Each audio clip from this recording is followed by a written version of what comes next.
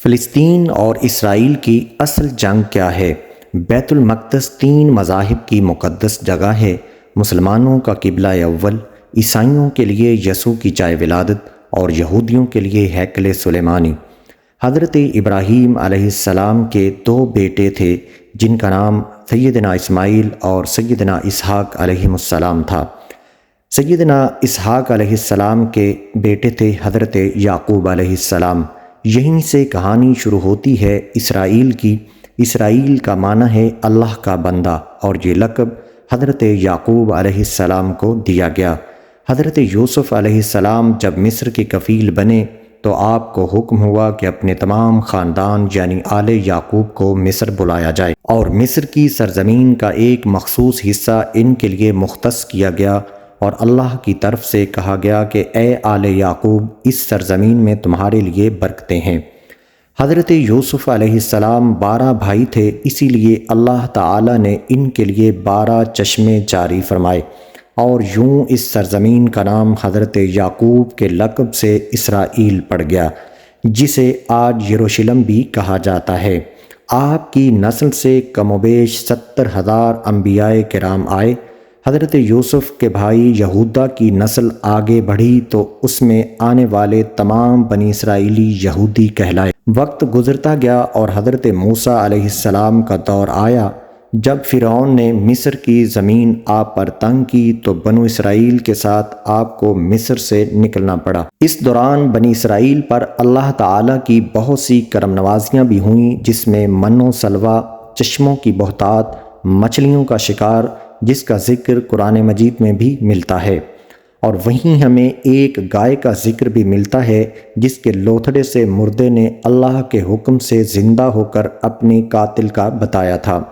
اس گائے کی نشانیاں اللہ تعالی نے اپنے قرآن میں اس طرح بیان فرمائیں، جو کہ ایک سرخ مائل رنگت کی گائے تھی، اور ایسی گائے آج بھی یہودیوں کے نزدیک مقدس مانی جاتی ہے۔ حضرت موسیٰ علیہ السلام کے بعد دیگر انبیاء کرام بھی آئے۔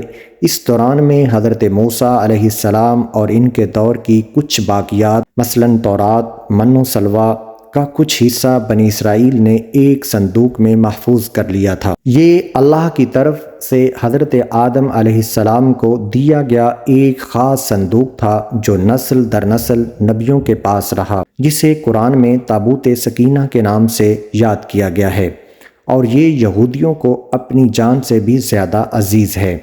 حضرت داؤد علیہ السلام نے جب جالوت کو ہرا کر اس سے تابوت سکینہ حاصل کیا تو یوں بنی اسرائیل نے انہیں اپنا نبی تسلیم کر لیا، اور حضرت داؤد علیہ السلام اس صندوق کی حفاظت کے لیے ایک ہیکل تعمیر کروانا چاہتے تھے، جو انہوں نے اپنی زندگی میں شروع کیا لیکن مکمل نہ ہو سکا۔ ان کے بیٹے حضرت سلیمان علیہ السلام نے جنوں کی مدد سے اس کو مکمل کروایا، اور اسی دوران میں آپ کی بھی وفات ہو گئی۔ اسی وجہ سے اسے ہیکل سلیمانی کہا جاتا ہے۔ بعد ازاں بابل کے بادشاہ بخت نصر نے اسرائیل پر حملہ کیا اور ہیکل سلیمانی کو بھی گرا دیا، اور تابوت سکینہ بھی اپنے ساتھ لے گیا۔ سیپرس دی گریٹ نے دوبارہ یہ شہر حاصل کیا، یہودیوں کو دوبارہ یہاں آباد کیا، اور تابوت سکینہ کو بھی واپس لایا گیا۔ ہیکل سلیمانی ایک دفعہ پھر تعمیر ہوا۔ پھر وقت گزرا اور حضرت عیسیٰ علیہ السلام کی آمد ہوئی، جنہیں نعوذ باللہ یہودیوں نے دجال، ناجائز اور کیا کیا القابات دیے گئے۔ یہاں سے یہودیوں میں سے 2 الگ قومیں ہو گئیں، ایک یہودی اور دوسرے عیسائی۔ یہودیوں نے سازش کر کے حضرت عیسیٰ علیہ السلام کو صلیب پر چڑھانا چاہا، اور اللہ تعالی نے انہیں اپنے پاس اٹھا لیا۔ اس کے بعد یہودیوں اور عیسائیوں میں کئی چھوٹی موٹی جنگیں ہوئیں۔ پھر عیسائی رومی بادشاہ ٹائٹس نے اس شدت سے یروشلم پر حملہ کیا کہ اس پورے علاقے کی اینٹ سے اینٹ بجا دی۔ ہیکل سلیمانی کو بھی گرا دیا گیا، جس کی صرف ایک دیوار اس وقت اپنی اصلی حالت میں موجود ہے، جسے دیوار گریہ کہا جاتا ہے، جہاں یہودی جا کر تورات کی تلاوت کرتے ہیں اور گریہ جاری کرتے ہیں۔ ٹائٹس کے حملے کے بعد یہودی آخری نبی کے انتظار میں تھے، کیونکہ اللہ کا ان سے وعدہ تھا کہ انہیں پھر عروج بخشا جائے گا۔ اس وعدہ کا ذکر سورہ بقرہ میں بھی موجود ہے۔ قیامت کی نشانیوں میں سے ایک نشانی یہ بھی ہے کہ ہیکل سلیمانی کی 3 دفعہ تعمیر ہوگی، جو کہ 2 دفعہ ہو چکی ہے۔ یہودی اپنے مسیحا اور آخری نبی کے انتظار میں تھے کہ ٹائٹس کے حملے کے 500 سال بعد نبی آخر الزماں کی ولادت باسعادت ہوئی۔ یہاں یہودیوں کو یہ جھٹکا لگا کہ سارے نبی حضرت اسحاق علیہ السلام کی نسل سے ہیں، تو آخری نبی حضرت اسماعیل کی نسل سے کیوں کر آ گئے، اور انہوں نے اس وجہ سے ایمان لانے سے انکار کر دیا۔ مسلمانوں کے لیے بھی وہ انبیاء کی ہی نشانی تھی، اسی لیے ہیکل سلیمانی کو بیت المقدس کا نام دیا گیا۔ اسلام کے آغاز میں یہودیوں کو قائل کروانے کی خاطر ہی بیت المقدس کی جانب منہ کر کے نماز ادا کرنے کا حکم ہوا، کیونکہ یہودی اسی طرف منہ کر کے عبادت کیا کرتے تھے۔ 17 ماہ بعد ہماری عبادت کا رخ بیت المقدس سے بیت اللہ کی جانب موڑ دیا گیا، جسے سب سے پہلے فرشتوں نے اور پھر حضرت آدم اور پھر حضرت ابراہیم علیہ السلام نے تعمیر کیا۔ حضرت عمر رضی اللہ عنہ کے دور حکومت میں اسرائیل یعنی یروشلم پر عیسائیوں کا قبضہ تھا۔ بیت المقدس کے ہی احاطے میں انہوں نے گرجا گھر تعمیر کیا ہوا تھا، اور عین تابوت سکینہ والی جگہ پر وہ یہودیوں کی نفرت کی وجہ سے گند پھینکا کرتے تھے۔ یروشلم کی فتح کے بعد جب حضرت عمر رضی اللہ عنہ وہاں گئے تو عیسائیوں پر برہم ہوئے، وہاں صفائی کروا کر مسجد تعمیر کروائی، اور قرآن میں موجود معراج والے واقعے کی نسبت سے اس مسجد کو مسجد اقصیٰ کا نام دیا گیا۔ یہودیوں کی دیوار گریہ بھی اسی احاطے میں موجود تھی، تو زائرین کی حیثیت سے انہیں بھی وہاں آنے جانے کی اجازت دے دی گئی۔ خلافت عباسیہ تک یروشلم ایک مسلم شہر رہا۔ اس کے بعد عیسائیوں نے دوبارہ یروشلم پر حملہ کر کے اس پر قبضہ کر لیا۔ صلاح الدین ایوبی نے عیسائیوں کے خلاف 50 سے زائد جنگیں کر کے بیت المقدس دوبارہ حاصل کیا، اور پھر 700 سالوں تک یہ خلافت عثمانیہ کے زیر سلطنت رہا۔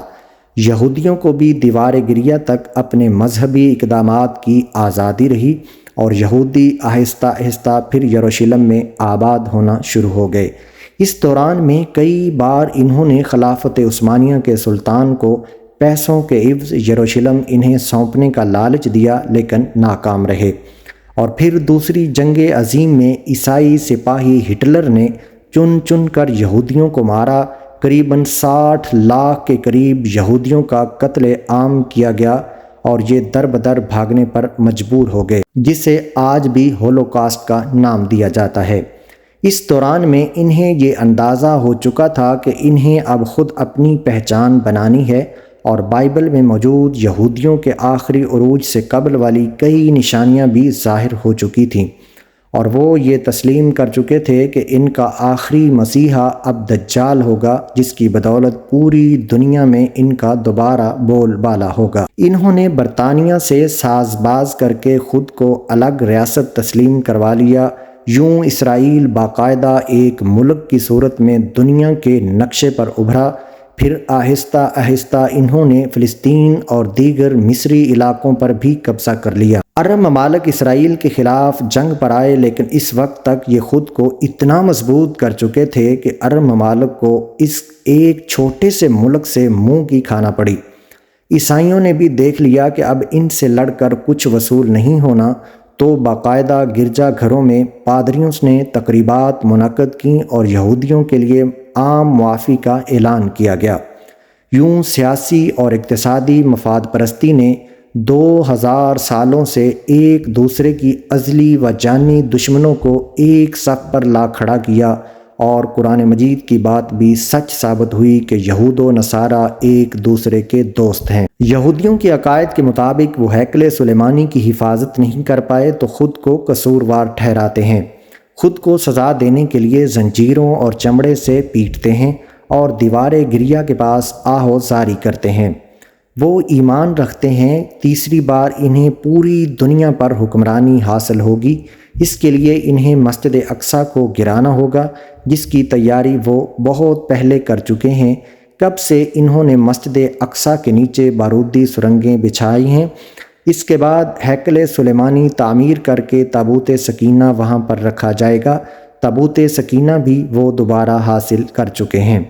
لیکن مسئلہ تھا سرخ گائے کا، کیونکہ ان کے عقیدے کے مطابق وہ ناپاک ہیں اور جب تک پاک نہیں ہو جاتے ہیکل سلیمانی تعمیر نہیں کر سکتے، اور پاک ہونے کے لیے انہیں سرخ گائے کی قربانی دینا ہوگی، وہ گائے جس کی نشانیاں قرآن پاک میں بیان کی گئی ہیں، جو اس وقت بھی انہیں ڈھونڈنے میں مشکل ہوئی تھی۔ اب بھی 100 سال تک وہ ویسی گائے کی تلاش کرتے رہے۔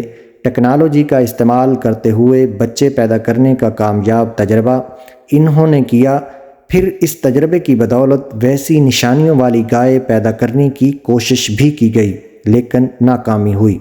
2019 میں ایک امریکی ریاست سے 5 عدد ویسی گائیں انہیں مل گئیں جن کے جسم پر سرخ رنگ کے علاوہ اور کوئی بال نہیں تھا، انہیں کبھی کام کے لیے بھی استعمال نہیں کیا گیا تھا۔ اگلی نشانی کہ ان پر کسی بیماری کا اثر بھی نہیں ہونا چاہیے۔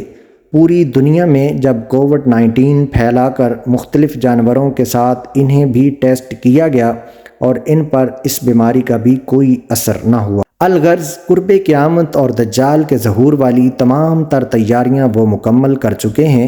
اپنی مرضی کے ڈاکٹر، انجینئر، بچے پیدا کرنا، 9D ٹیکنالوجی کی مدد سے ایک جگہ ہوتے ہوئے کئی جگہ موجود رہنا، اپنی مرضی کے موسم بنانا، جب چاہو بارش برسا دینا، چند دنوں میں پوری دنیا گھوم لینا، یہ سب دجالی نشانیاں ہیں جو آج کے دور میں کوئی مشکل کام نہیں ہے۔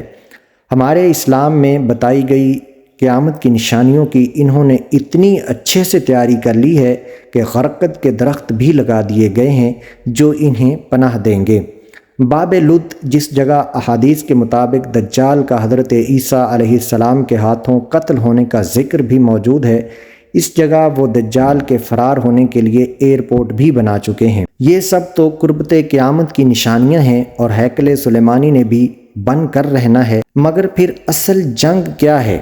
اصل تنازع کیا ہے؟ تو معزز ناظرین کرام، اصل جنگ عقائد کی ہے۔ ہم اپنے عقائد میں اس قدر کمزور ہو چکے ہیں کہ نماز پڑھیں یا نہ پڑھیں ہمیں فرق نہیں پڑتا، اپنے بہن بھائیوں کا حق کھا کر خوشی محسوس کرتے ہیں اور فرقوں کے خرافات میں الجھے ہوئے ہیں۔ فلسطینیوں کے لیے سوائے دعا اور احتجاج کے ہمارے پاس کچھ نہ ہے۔ کیا ہم یہودیوں کے مقابلے میں نکلنے والے خراسین مجاہدین کی لسٹ میں آتے ہیں، یا بس سوشل میڈیا پر تماشائی بنے بیٹھے ہیں، یا ٹویٹر پر ہی جہاد کا محاذ کھول رکھا ہے؟ اگر آج دجال ظاہر ہو جائے اور توبہ کا دروازہ بھی بند ہو جائے تو ہماری آخرت کے لیے کیا تیاری ہے؟